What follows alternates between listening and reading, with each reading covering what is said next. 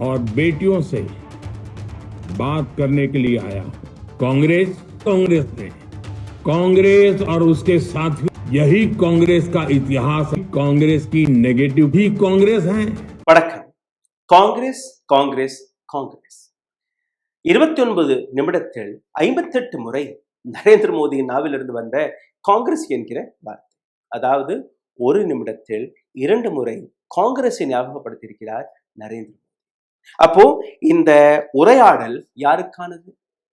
இந்த நாட்டு பெண்களுக்காகவா அல்ல காங்கிரஸிற்காகவா என்று நீங்க புரிந்து கொள்ள வேண்டும். எதற்காக இந்த பதற்றம்? எதற்காக நரேந்திர மோடி இந்த அளவில் பதறி போயிருக்கிறார், பேனிக் சிச்சுவேஷன்ல இருக்கிறார் என்கிற அந்த விஷயத்தை நீங்க பார்க்க வேண்டும். முதலை கண்ணீரை விட்டுக் கொண்டிருந்தார் நரேந்திர மோடி. அந்த முதலை கண்ணீருக்கான பெயர் women reservation bill, Nari Shakti வந்தன் அதிநயம் பில் 2023. 2023 ஆண்டே இந்த பில்லை இதே நரேந்திர மோடி அரசாங்கம் அனைத்து எதிர்கட்சிகளுடைய உதவியுடன் பாஸ் செய்து வந்தார்களோ, அதை இம்ப்ளிமெண்ட் செய்வதற்காக நரேந்திர மோடி அவர்களே கண்டிஷன்ஸ்களை எடுத்து வைக்கிறார். அந்த கண்டிஷனுக்கு பின்னாடி டீலிமிட்டேஷன் என்கிற வார்த்தையை பயன்படுத்தி ஒட்டுமொத்த இந்தியாவை இரண்டாக பிரிக்கக்கூடிய ஒரு சதித்திட்டத்தை அனைத்து எதிர்கட்சிகளுமே ஒன்றாக எதிர்த்த கதையை தான் நீங்க நேற்று பார்த்தீர்கள். எந்த அளவில் நரேந்திர மோடி பெண் ரிசர்வேஷனை பற்றி முதலை கண்ணீரை வடித்து வந்தாரோ, அதே பெண் ரிசர்வேஷனை பற்றி ஒட்டுமொத்த எதிர்கட்சிகள் எடுத்து வைக்கக்கூடிய விஷயம் என்ன? இன்னைக்கு பார்லிமெண்ட்ல இருக்கக்கூடிய எம்பிக்களுடைய எண்ணிக்கை 543. இதுல இருந்து 1/3 ரிசர்வேஷன் பெண்களுக்கு ஒதுக்குங்கள். அதாவது 181 சீட்டுகள் பெண்களுக்கு ஒதுக்குங்கள். எந்த விதமான கண்டிஷனும் வைக்காதீர்கள். ஒட்டுமொத்த எதிர்கட்சிகள் அதே நிமிடத்தில் அதே நேரத்தில் அந்த காகிதத்தில் கையெழுத்து போடவில்லை என்றால் நான் என்னுடைய பெயரை மாற்றிக்கொள்கிறேன். ஏன்னா இந்த விஷயத்தை ஒவ்வொரு எதிர்கட்சி தலைவருமே கூறியிருக்கிறார்கள். பெண்களுடைய ரிசர்வேஷனை பற்றி எந்த எதிர்கட்சி தலைவருமே எந்த விதமான எதிர்ப்பையும் தெரிவிக்கவில்லை. 2023 இருக்கட்டும், இன்னைக்காக இருக்கட்டும், கொண்டுட்டு வாங்க, தைரியமா இருந்தா கொண்டுட்டு வாங்க. 1/3 reservation without any condition, entire opposition will come and support you. The bill will be passed.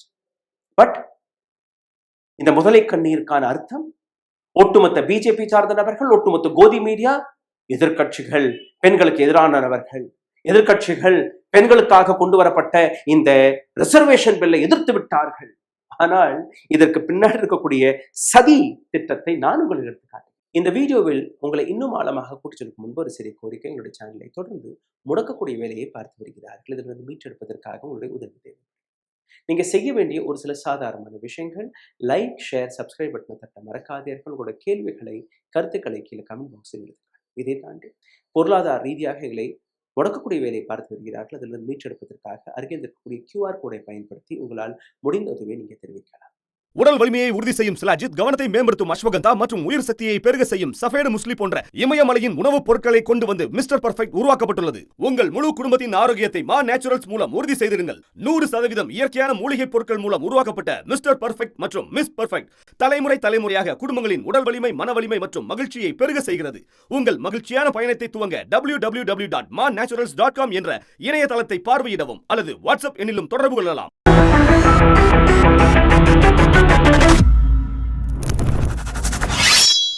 இந்த பில் 21ஆம் தேதி செப்டம்பர் மாதம் 2023 பாஸ் செய்யப்பட்டது. ஆனால் நீங்க திணித்த அந்த கண்டிஷன் சென்சஸ் மற்றும் டீலிமிட்டேஷன் நடந்தால் மட்டும்தான் இந்த சட்டத்தை அமலில் கொண்டு வர முடியும். அதனால் 10 ஆண்டுகள் தேவை. திடீர் என்று நரேந்திர மோடி அவர்களுக்கு ஒரு கனவு வந்திருக்கு.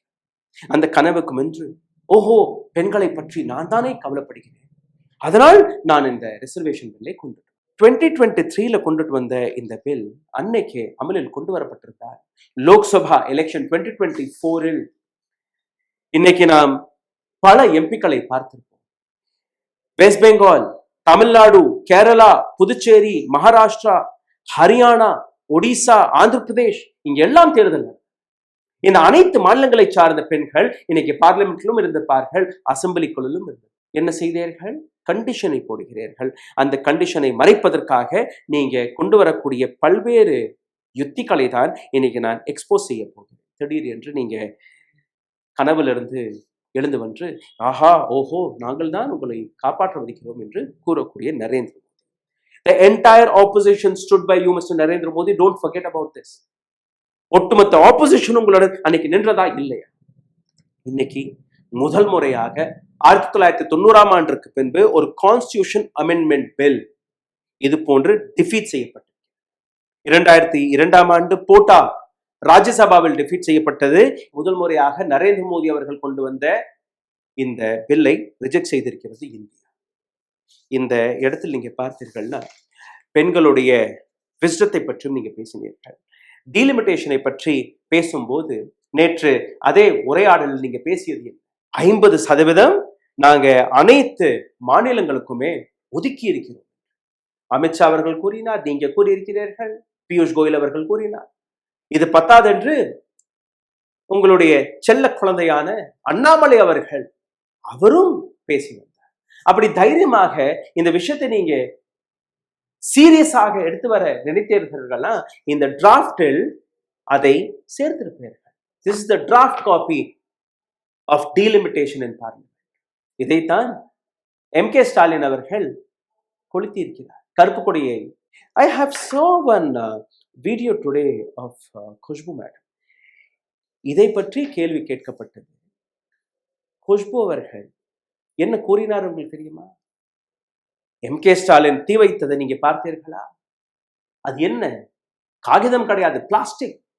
பிளாஸ்டிக்கை தீ வைத்து கொளுத்துவது எவ்வளவு பெரிய குற்றம் என்று உங்களுக்கு தெரியுமா? This is to kill the identity of Tamil Nadu, madam. The city, the state which had given you so much of love, so much of affection, so much of respect. இன்னைக்கு தமிழ் என்கிற அடையாளம் தான் உங்களை வாழ வைத்துக் கொண்டிருக்கிறது. அதே தமிழ் என்கிற அடையாளத்தை அழிக்கக்கூடிய ஒரு திட்டம், அதை எதிர்த்த நபர்களை நீங்க பிளாஸ்டிக்கை கொளுத்தினீர்களா என்று கூறியிருக்கிறீர்கள். இது மட்டுமல்ல, டீலிமிட்டேஷனை பற்றி 50% இவர்கள் எழுதவில்லை, எல்லாமே காதல பூசுத்தக்கூடிய விஷயம் மட்டும்தான். ஏப்ரல் மாதம் 29ஆம் தேதி வரை காத்துக்கொள்ளுங்கள். வெஸ்ட் பெங்கால் தேர்தல் நடக்கிறது, தமிழ்நாட்டில் தேர்தல் நடக்கிறது. அதுக்கப்புறம் இந்த பார்லிமெண்ட் செஷனை கூப்பிடலாம். 3 முறை கடிதம் எழுதி உங்களை எச்சரித்தார்கள் அனைத்து கட்சிகள். அவசரமாக இல்லை இப்பதான் வரும். வெஸ்ட் பெங்கால்ல தேர்தல் நடந்தால் என்ன, தமிழ்நாட்டில் தேர்தல் நடந்தால் நீங்க வாங்க. ஸ்பெஷல் செஷன் கூட்டப்பட்டது. இந்த பில்லை பற்றி நீங்க பார்த்தீர்கள்னா செப்டம்பர் மாதம் 21ஆம் தேதி 2023ஆம் ஆண்டு பாஸ் செய்யப்பட்டது. அதற்கான நோட்டிபிகேஷன் நீங்க எப்ப கொடுக்கிறீர்கள்? 16ஆம் தேதி ஏப்ரல் மாதம் 2026ஆம் ஆண்டு இரவு 9:55 அதற்கான நோட்டிபிகேஷன் நீங்க கொண்டு வருகிறீர்கள். This is how you're serious about this bill. உங்களுடைய சீரியஸ்னஸை பற்றி எங்களுக்கு நன்றாகவே தெரியும். எப்படி நீங்க டீலிமிட்டேஷனை ஜம்மு அண்ட் காஷ்மீரில் நடத்தியிருக்கிறீர்கள், எப்படி அசாம்ல நடத்தியிருக்கிறீர்கள். ஒட்டுமொத்த இந்தியா உங்களுடைய சதித்திட்டங்களை கவனித்துதான் வருகிறது. நீங்க அசாம் மற்றும் ஜம்மு அண்ட் காஷ்மீர்ல செய்த தெல்லுமுள்ளு, ஒரு இடத்துல 8 லட்சம் வாக்காளர்கள், இன்னொரு இடத்துல 25 லட்சம் வாக்காளர்கள், ஒரு இடத்துல 6 நபர்களை கொண்ட அசம்பிளி, இன்னொரு இடத்துல 12-15 நபர்களை கொண்ட assembly. This is what your delimitation. இந்த delimitation ஐடியாவை வைத்து என்னெல்லாம் நீங்க சாதிக்க பார்த்தீர்கள் எனக்கு நன்றாக. So don't get into that mess. மோடியோடைய ஸ்டேட்மெண்ட் என்ன? மகிழா सब कुछ भूल सकती है साहब, अपना अपमान नहीं भूल सकती. பெண்கள் அனைத்துமே மறந்து விடுவார்கள், மன்னித்து விடுவார்கள், தனக்கு ஏற்பட்ட அவமானத்தை மறக்கவே மாட்டார்கள். நிச்சயமாக மோடிஜி, நீங்க எந்த அளவில் பெண்களை இழிவுபடுத்தி இருக்கிறீர்களோ, எந்த அளவில் பெண்களை அவமானப்படுத்தியிருக்கிறீர்களோ, இன்னைக்கு ஊறுகாயை சைட் டிஷ்ஷாக தொட்டு சாப்பிடக்கூடிய உங்களுடைய திட்டத்தை, உங்களுடைய சதியை இன்னைக்கு எக்ஸ்போஸ் செய்ய போகும். ஏன்னா இப்ப நீங்க பெண்கள் பெண்கள் பெண்கள் உமன் ரிசர்வேஷன் பில் எதிர்கட்சிகள் எதிர்த்து விட்டார்கள் கதறுகிறீர்கள் இல்லையா? அதற்காக இதே முதலை கண்ணீரை வடித்துக் கொண்டிருக்கிறீர்கள் இல்லையா? வேற எதுவுமே இல்லை. சைட் டிஷ்ஷாக ஊறுகாய் போன்று பெண்களை தொட்டு நக்கக்கூடிய வேலையை பார்க்கிறீர்கள். This is what you're doing. I might sound gross, I might sound bad, but this is what the reality is. How you see women. 2 பெண்கள் மணிப்பூர் நிர்வாணப்படுத்தி ரோட்டில் பரேட் செய்யப்பட்டார்கள். I expected my prime minister, my own prime minister will come and say this is wrong. Did that happen? Nothing happened. Hathras Gangre in 2020 ஒரு தலித் பெண்ணை உயர் ஜாதியினர்கள் கற்பழித்து கொன்று விட்டார்கள். அந்த பெண்ணுடைய உடலை கூட அந்த பெண்ணுடைய குடும்பத்திற்கு ஒப்படைக்கவில்லை. நடுராத்திரியில் தீ வைத்து கொளுத்திய அந்த காட்சிகளை நாம் பார்த்தோம். அன்னைக்கும் I expected my prime minister will come and say what happened is wrong. Did that happen? My prime minister was quite silent. Unnao gang rape in 2017. ஒரு மைனர், அந்த மைனர் பெண்ணை கற்பழித்தது மட்டுமல்லாமல் உங்களுடைய சோ கால்ட் குல்தீப் சிங் செங்கர் அந்த பெண்ணுடைய தகப்பனை கொண்டிருக்கிறார், அந்த பெண்ணுடைய குடும்பத்தினர்களை கொண்டிருக்கிறார். இந்த பெண்ணையே ஜீப்பை வைத்து ட்ரக்கை வைத்து ஏற்றி கொள்ளக்கூடிய வேலையை பார்த்து. And he's a criminal. That day also I expected my prime minister will come and he will check out this rapist. No. இந்த நபரை காப்பாற்றுவதற்காக ஊர்வலமாக பிஜேபியினர்கள் களத்தில் இறங்கினார். இந்த நபரை காப்பாற்றுவதற்காக ஒட்டுமொத்த பிஜேபி களமிறங்கி கடைசியில் கோர்ட்டில் போய் தைரியமான ஒரு சில நபர்கள் அந்த நபரை சிறை அடைக்கக்கூடிய வேலையை பார்த்தார். This is what my prime minister had done to this country. Brij Bhushan Saran Singh 2023 sexual harassment case on women wrestlers. இந்த நாட்டின் பெருமையை கொடிகட்டி பறக்க வைத்த அந்த பெண்கள், இதே நரேந்திர மோடி அவர்கள் அந்த பெண்களை தன்னுடைய வீட்டுக்கு அழைத்து டீ காஃபி எல்லாம் கொடுத்து அந்த வீடியோ எல்லாம் போட்டு பிரச்சாரத்திற்கு பயன்படுத்திக்கிறார். அன்னைக்கு அவர்களுக்கு தேவைப்பட்டார்கள். அதே உங்களுடைய பிரிஜ் பூஷன் சரண் சிங் பேர் அடிபட்ட உடனே அந்த பெண்களை தூக்கி வீசக்கூடிய வேலையை பார்த்தீர்கள். நீங்க பார்த்தீர்கள்னா சைட் டிஷ்ஷை கொஞ்சமா எடுத்துப்பாரு, பேப்பர்ல கொஞ்சம் ஒட்டி இருக்கும், தூக்கி போட்டுருவாரு. பிகாஸ் அந்த தருணத்திற்கு அந்த ஊர்கா தேவைப்பட்டது, அதுக்கப்புறம் தேவைப்படல. This is what I have seen what is happening. Brij Bhushan Sharan சிங்கை காப்பாற்றுவதற்காக ஒட்டுமொத்த பிஜேபி ரிஜிம் களத்தில் இறங்கி அந்த நபருடைய எம்பி பதவி பறிக்கப்படவில்லை. அடுத்த முறை எம்பி சீட்டு கொடுக்காமல் அந்த நபருடைய மகனுக்கே நீங்க கொடுத்திருக்கிறீர்கள். இன்னைக்கும் Brij Bhushan Sharan Singh is a member of BJP. What did happen? What did you do? Nothing. I expected my prime minister to come and say this person is culprit. He should be sacked out of BJP. Nothing happened. Prajwal ரெவன்னா 2024 ஆண்டு லோக்சபா தேர்தலும் போது உங்களுடைய அலை JDS NDA கூட்டணியில் இருக்கக்கூடிய இந்த நபர் mass sexual abuser, இந்த நபர் கிட்டத்தட்ட 3000க்கும் மேற்பட்ட செக்ஷுவல் வீடியோ கண்டென்ட்டை ரெக்கார்ட் செய்தது மட்டுமல்லாமல் சின்ன குழந்தையிலிருந்து முதியோர் வரை அனைத்து நபர்களுமே இந்த நபர் தவறான முறையில் பயன்படுத்தி வீடியோ பதிவுகளை எடுத்து வைத்தார். அந்த நபருக்காக ஓட்டு சேகரிக்கக்கூடிய வேலையை நரேந்திர மோடி அவர்களே நீங்களே பாருங்கள். And you are talking about women reservation bill. Bilkis Banu 2002 Gujarat ஒரு கர்ப்பிணி பெண்ணை கற்பழித்து அந்த பெண் வயிற்றில் இருக்கக்கூடிய குழந்தையை மட்டும் கொள்ளவில்லை, கையில் இருந்த கை குழந்தையும் கொன்றார்கள். போராடி எப்படியோ அந்த 11 மிருகங்களை சிறையில் அடைத்த கதை அனைவருக்கும் ஞாபகம்.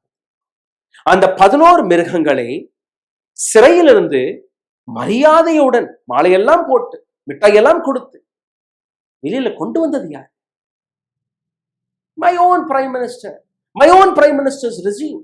Kathua rape and murder 2008 Jammu, வயது வெறும் 8, ஆசிஃபா ஞாபகத்தில் இருக்கும். அந்த சின்ன குழந்தையை கொன்றது மட்டுமல்லாமல் அந்த குழந்தையுடன் தவறாக நடந்து கொண்ட நபர்கள், பிஜேபி சார்ந்த நபர்கள், அவர்களுக்காக இன்னொரு ஊர்வலம், அவர்களுக்கு சப்போர்ட்டில் நடந்த ஊர்வலம். இதைவிட கேவலமான விஷயங்கள் வேற எந்த நாட்டிலும் நீங்க நடந்து பார்த்திருப்பீர்கள்? This is what happen. And now உங்களுடைய முதலை கண்ணீருக்கான அர்த்தத்தை நீங்களே புரிந்து கொள்ளுங்கள். நீங்க பெண்களை முட்டாள் என்று நினைக்கிறீர்கள். பெண்கள் நிச்சயமாக எதையுமே மறக்க மாட்டார்கள். நீங்க எந்த பெண் ரிசர்வேஷன் பில்லை பற்றி பேசிக் கொண்டிருக்கிறீர்களோ மோடிஜி, இன்னைக்கு நீங்க கொண்டுட்டு வாங்க. 2023 உமன் ரிசர்வேஷன் பில் பாஸ் ஆனது. அனைத்து எதிர்கட்சிகளுமே உங்களோட நின்றார்கள், உங்களுக்கு சப்போர்ட் பண்ணார்கள். நீங்க என்ன சொன்னீர்கள்? சென்சஸ் எடுக்கப்பட வேண்டும், டீலிமிட்டேஷன் நடந்ததுக்கு அப்புறம் இந்த பெண் ரிசர்வேஷன் பில்லை கொண்டு வரும், அடுத்த 10 வருஷத்துக்கு அப்புறம். அப்ப எப்படி திடீர்னு உங்களுக்கு இந்த பில்லை திணிக்கக்கூடிய யோசனை வந்தது? இந்த பில்லை நீங்க கொண்டு வர பார்த்தீர்கள். இன்னைக்கு இதே பார்லிமெண்டில் திங்கட்கிழமை, நாளைக்கு தானே திங்கட்கிழமை, பார்லிமெண்ட்டை கூப்பிடுங்க. தைரியமான நபர்கள் தானே, பார்லிமெண்ட்டை கூப்பிடுங்க. இந்த மாதிரி வெறும் இந்த விமன் ரிசர்வேஷன் பில்லை நாங்க கொண்டுட்டு வர்றோம். 1/3 ஆஃப் மெஜாரிட்டி 181 பெண்களுக்கு ரிசர்வேஷன் கிடைக்கும். அவுட் ஆஃப் 543ல 181 women will be given reservation. And அனைத்து கட்சிகளையுமே கூப்பிடுங்கள். ஒரு நபராவது இந்த பெண் ரிசர்வேஷன் பில்லுக்கு எதிராக போனால் நான் இந்த தொழிலே விட்டுருவேன், நான் வீடியோவை போட நிறுத்தி, I will quit journalism. You will not have that guts to do it. Because நீங்க இந்த பில்லிலேயே பெண் ரிசர்வேஷன் பில் என்கிற பெயர்ல கொண்டுட்டு வந்த விஷயம் இதுதான், delimitation. This is what the எஜெண்டா was, not women reservation. And கேரளாவில் தேர்தல் நடக்கிறது, தமிழ்நாட்டில் தேர்தல் நடக்கிறது, வெஸ்ட் பெங்கால்ல தேர்தல் நடக்கிறது. மாடல் கோட் ஆஃப் கண்டக்டை எத்தனை வாரி தான் நீங்க மீறுவீர்கள்? எத்தனை முறை தான் நீங்க மீறுவீர்கள்? இதே வேறொரு தேர்தல் ஆணையராக இருந்திருந்தால் அந்த தேர்தல் ஆணையம் நேரடியாக இப்போ நீங்க பார்லிமெண்டை கூப்பிடக்கூடாது, திஸ் இஸ் கோயிங் அன்கான்ஸ்டிடியூஷனல் என்று அந்த விஷயத்தை அவர் எடுத்து வைத்திருப்பார். ஆனால் ஞானேஷ்குமார் உங்களுடைய சட்டை பையில் இருக்கக்கூடிய ஒரு ரூபாய் நோட்டு போன்று எப்ப வேணாலும் நீங்க பயன்படுத்தி கொள்ளலாம். So Gyaneshkumar will not speak against you. This I know. And that is what has been happening. இப்போ கடந்த 12 ஆண்டுகளில் முதல் முறையாக உங்களுடைய இந்த பில் ஃபெயில் ஆகியிருக்கிறது. ஆனால் இதற்கு மேல் நீங்க பார்த்தீர்கள்னா இன்னைக்கும் நீங்க ஒரு மைனாரிட்டி அரசாங்கம், அதை நீங்க மறந்துவிடக்கூடாது. பிஜேபியிடம் 240 எம்பிக்கள் தான் இருக்கிறார்கள். உங்களுக்கு தேவைப்படுவது 273. 272 is what you require, but what you have is 240. அப்படி உங்களுடைய அலைஸ்ல இருக்கக்கூடிய டிடிபி, சந்திரபாபு நாயுடு மற்றும் ஜேடியு, நிதிஷ்குமார் அவர்கள் 2 பேருமே இந்த பில்லிற்கு ஆதரவாக ஓட்டு போடாமல் எதிரில் ஓட்டு போட்டிருந்தால் உங்களுடைய எண்ணிக்கை மைனாரிட்டியில் போயிருக்கும். பிகாஸ் ஓபிசி, தலித்களை இக்னோர் செய்திருக்கிறீர்கள், ஆதிவாசிகளை இக்னோர் செய்திருக்கிறீர்கள். இந்த அனைத்தையுமே மையப்படுத்தி, இந்த அனைத்தையுமே கருத்தில் எடுத்துக்கொண்டு இந்த நபர்கள் ஓட்டு போட்டிருந்தால் நிச்சயமாக உங்களுடைய இந்த சதி திட்டத்திற்காக கை கொடுத்திருக்க மாட்டார்கள். பிகாஸ் அவர்களுக்கு லாபம் கிடைக்கிறது, அதனால் உங்களுடன் நிற்கிறார்கள். பட் அவர்களை மன்னிப்பார்களா? அடுத்த தேர்தலில் நீங்களே பார்ப்பீர்கள். Government talking about women empowerment, government talking about women reservation. But what is unusually happening, அதை நீங்க பார்த்தீர்கள்னா என்டிஏவிடம் இருக்கக்கூடிய சீட்டுகள், அதாவது எம்பிக்கள் 298. ஆப்போசிஷன் உமன் ரிசர்வேஷன் பில்லுக்கு எதிராக ஓட்டு போட்ட நபர்கள் 230. அதுல 12 பேர் ஆப்சென்ட் ஆக இருந்தார்கள். அதையும் நீங்க சேர்த்தீர்கள்னா 242. 242 வர்சஸ் 298. ஆனால் இந்த 28 எம்பிக்கள் என்டிஏவில் இருக்கக்கூடிய சந்திரபாபு நாயுடு மற்றும் நிதிஷ்குமாரிடம் இருக்கக்கூடிய இந்த 28 எம்பிக்களும் இந்த பக்கம் திரும்பி இருந்தார்கள்னா இந்த எண்ணிக்கை நிச்சயமாக 270 உயர்ந்திருக்கும். உங்களுடைய அரசாங்கம் நேற்றை கவர்ந்திருக்கும். அதற்கான பதற்றம் தான் நரேந்திர மோடி அவர்கள் நேற்று இரவு டெலிவிஷன் மீடியாவுக்கு முன்பு வந்து முதலை கண்ணீரை வடித்துக் கொண்டிருந்தார். அதனால்தான் நிமிடத்திற்கு 2 முறை காங்கிரஸ் காங்கிரஸ் காங்கிரஸ். இன்னொரு விஷயத்தை பாருங்கள். 2024ஆம் ஆண்டு ஓட் ஷேர் பிஜேபியிடம் 36.56%. 240 சீட்டுகள் அவர்களிடம் இருக்கு. அவர்கள் கிடைத்த மொத்த ஓட்டு எண்ணிக்கை 23,59,00,000. என்டிஏ விட 42.5%. 28,26,00,000 votes அவர்கள் கிடைத்தது. காங்கிரஸிற்கு 21.19% vote share, 13,67,00,000 வாக்குப்பதிவானது. இந்தியா அலைன்ஸ் நீங்க பார்த்தீர்கள்னா 40.6% vote share, 26,77,00,000 வாக்குப்பதிவானது. ஓகே, இந்த இரண்டு என்டிஏ வர்சஸ் இந்தியா அலைன்ஸ் நீங்க பார்த்தீர்கள்னா the vote difference between two NDA and India Alliance is only 2%. வெறும் 2% மட்டும்தான். The women reservation bill, what you're talking about, is the 50% of India. 50% India, அதாவது இந்திய பெண்கள். அப்போ அதே 50% பெண்கள் எதிர்கட்சிகளுக்கும் ஓட்டு போட்டிருக்கிறார்கள், இந்தியா அலையன்ஸிற்கும் ஓட்டு போட்டிருக்கிறார்கள். அப்போ உமன் ரிசர்வேஷன் பில்லை மற்றும் முன்னிறுத்தி நீங்க எந்த விதமான நாடகத்தை எடுத்து வைக்கிறீர்கள்? இதே இடத்துல நீங்க பார்த்தீர்கள்னா நிதிஷ்குமாராக இருக்கட்டும், இல்லை சந்திரபாபு நாயுடுவாக இருக்கட்டும், இவர்கள் இன்னைக்கு உங்களிடம் நிற்கிறார்கள். அதனால் தன்னுடைய மைனாரிட்டி அரசாங்கத்தை நீங்க காப்பாற்றக்கூடிய வேலையை பார்த்திருக்கிறீர்கள். இதே இடத்தில் தெலுங்கு தேசம் பார்ட்டியை அங்க இருக்கக்கூடிய மக்கள் மன்னிப்பார்களா? ஏன்னா ஆந்திராவின் ஐடென்டிட்டியை, ஆந்திராவின் ரிசர்வேஷனை குறைக்கக்கூடிய இந்த டீலிமிட்டேஷனை சந்திரபாபு நாயுடு இந்த பில்லை ஆதரித்து தெலுங்கு தேசம் பார்ட்டி இந்த பில்லை சப்போர்ட் செய்தது. To reduce their own representation. இவர்களை மன்னிப்பார்களா மக்கள்? கிடையாது. Okay, YRCP Jaganmohan Reddy, the president and former chief minister of Andhra Pradesh, ஏராளமான இடி கேசஸ் இருக்கு, சிபிஐ கேசஸ் இருக்கு. அவரும் இந்த பில்லுக்கு ஆதரவு கொடுத்து கையெழுத்து போட்டார். ஜனசேனா பார்ட்டி பவன் கல்யாண், ஜேஎஸ்பியோட president, deputy chief minister of Andhra Pradesh, இவர் மீதும் பல்வேறு அலிகேஷன் இருக்கு. இன்னும் கொஞ்ச நாள்ல நீங்க பார்த்துருக்கலாம், பிஜேபி இப்பவே பிஜேபியோட கொடியெல்லாம் தான் போயிட்டு இருக்காரு. நாளைக்கு முழுமையாக பிஜேபியில் போய் இணையக்கூடிய வேலையில் இருப்பார் Pawan Kalyan. he also gone against the South Indians, Southern Indian states. கடைசியாக எஸ் பாஸ், நீங்க சொன்னா சரியா தானே இருக்கும், நாங்க எப்பவுமே மத்திய அரசாங்கத்துடன் இருப்போம், என்ன நடந்தாலும் மத்திய அரசாங்கத்துடன் இருப்போம். நேற்று எடப்பாடி பழனிசாமி அவர்கள் பிரச்சாரத்தில் ஒரு விஷயத்தை எடுத்து வைத்தார். மின்சார கட்டணம் அதிகரித்துக் கொண்டிருக்கிறது, அதற்கான முழு காரணம் MK ஸ்டாலின். சார், உங்களுடைய கட்சி தலைவர் ஜெயலலிதா அவர்கள் ஒரு எதிர்ப்பை தெரிவித்துக் கொண்டிருந்தார். மத்திய அரசாங்கத்தில் ஒரு யோஜனா இருந்தது, இந்த மின்சாரத்தை எதிர்த்து அவர் அந்த குரலை எழுப்பிக் கொண்டிருந்தார்.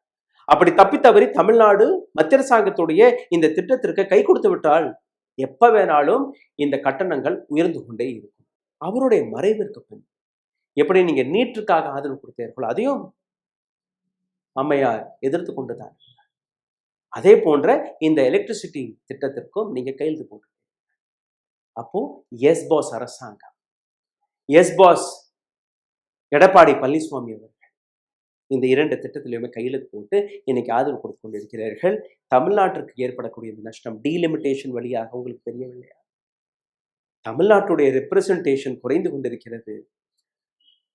அதை சப்போர்ட் செய்து ஏடிஎம்கே பிஜேபியுடன் கை கோர்த்து தமிழர்களுடைய ஐடென்டிட்டியை விலை பேசக்கூடிய வேலையை பார்த்திருக்கிறீர்கள். உங்களை தமிழ்நாட்டு மக்கள் மன்னிப்பார்களா? சிந்தித்து பாருங்கள். நன்றி, வணக்கம். ஊடகம் கார்ப்பரேட் அரசியல்வாதிகளின் கைப்பாவையாக அடிமைகளாக இருந்தது போதும், இனி சாட்டை எடுத்து சுழற்றும் நேரம் வந்துவிட்டது. ஊடகம் பொதுமக்களாகிய உங்களுக்காக, உங்களாலேயே இயக்கப்பட வேண்டும். ஊடக சுதந்திரத்திற்காக உங்களின் பங்களிப்பை இன்றே அளித்திடுங்கள்.